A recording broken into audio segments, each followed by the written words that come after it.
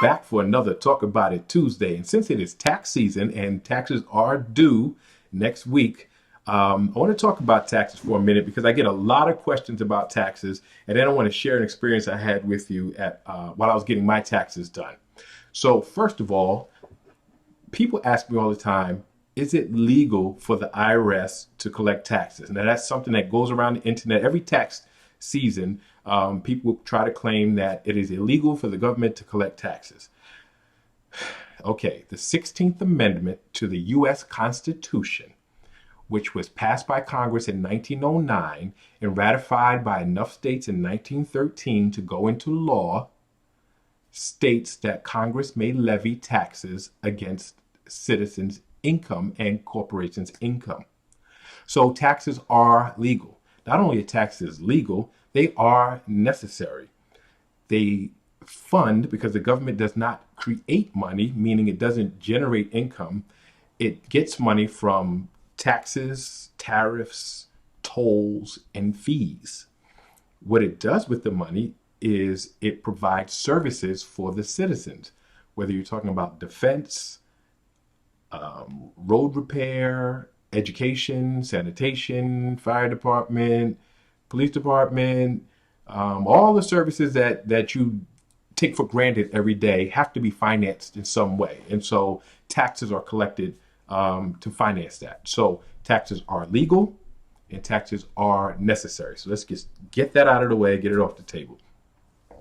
But let me tell you what taxes are not. See, people think a tax return, right? Because people are used to getting a tax return. Tax return is for a savings account. It is not. An emergency fund. It is not. A vacation fund. It is not. A bonus from the government. It is not. So let's talk about what a tax return is.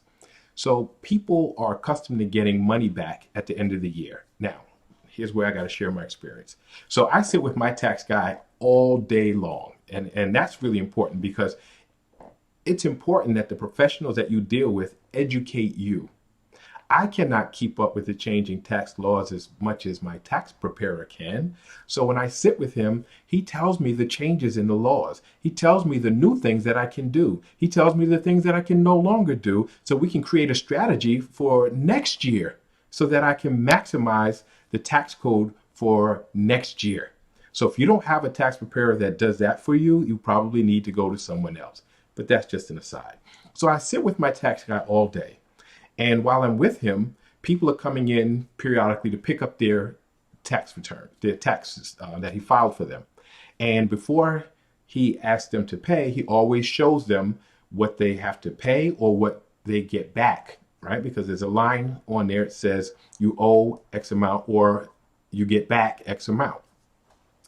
So you'd be shocked to know how many people flipped out on the tax preparer because the returns they're getting this year are significantly lower, and I mean significantly lower than what they got last year. So they're like, what did you do wrong? Why didn't you get me a bigger return? Okay, so let's talk about this. Again, let's talk about what it's not. It's not a bonus at the end of the year. When you have earned income, taxes are withheld, meaning they're taken from your gross income prior to you getting paid. And depending on certain things that you put down when you first fill out your forms, when you get your job, meaning how many dependents you have and so forth, they will take out a certain rate. And again, based on your income, they will take out a certain amount. At the end of the year, if you overpaid, that's what refund means. You overpaid, then you get a refund. So the tax laws changed. Trump came in and put in a whole new tax system. And what people don't understand is less money came out of many people's checks and they didn't recognize that. So they didn't realize they took home a little bit more. So less came out, but he took away many, many, many deductions that you could have before. So if they took less out and you can deduct less, meaning you can't say, I should get money back because X, Y, and Z, then your refund, if you get one at all, will be significantly lower. It has nothing to do with what the tax guy did. You have to understand how taxes work. That's how taxes work.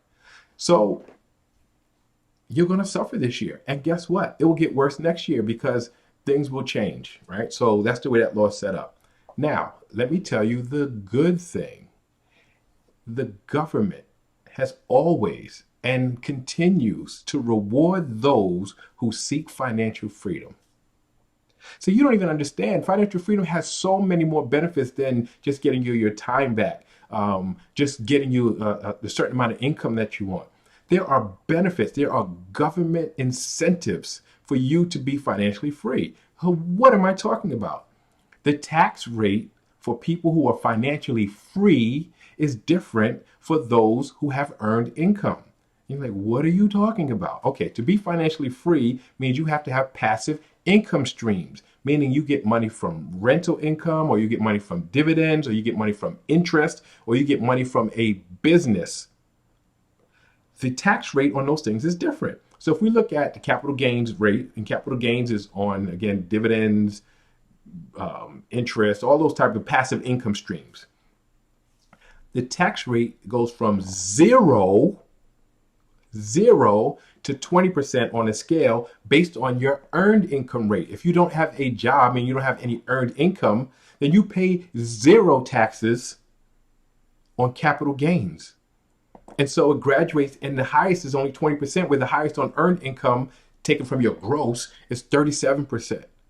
So you are incentivized to try to get income from being an investor, from being a lender, from being a landlord. You are incentivized in the tax code to do those things. So there is a bonus, there's a benefit to being financially free. Also, when we talk about corporate tax rate, you can make $1 billion and you are not taxed on your gross. You are taxed on your net. What does that mean? You can spend all of the money. You can spend as much as you can, and whatever is left over is taxed at a flat rate of 21%. Meaning, if you made $1 million and you spent all of it except $10,000, you would only get taxed on the $10,000, and it would be 21% of the $10,000. That means $2,100 would be your taxes, even if you made $1 million. So there's incentive for you to be financially free. So it is important, it's so important that you not only figure out how to make money, not only that you figure out how to get your time back, but that you maximize the use of the system. Stop trying to beat the system. You will not beat the system, but if you use the system to your advantage, you will take home much more money. So it's time for you to educate yourself, start taking the steps to get this passive income, to get this corporate income, to become financially free. Again, the government rewards that. If you need to set up a corporation, that's something I can help you with. I can do it faster and far less expensive than an attorney can. If you want some strategies on how to create passive income, again, we can have a consultation, or you can take one of my courses, but you need to start doing it now, because earned income, wage earners, people who have jobs, are going to continue to suffer and pay the highest rate of taxes, and be punished for being a worker. So hopefully that cleared up a lot for you about taxes, and the benefits of structuring yourself right. So get your questions in. Make sure you get your taxes in before the 15th so you don't have to pay a penalty. And I'll be back next Tuesday.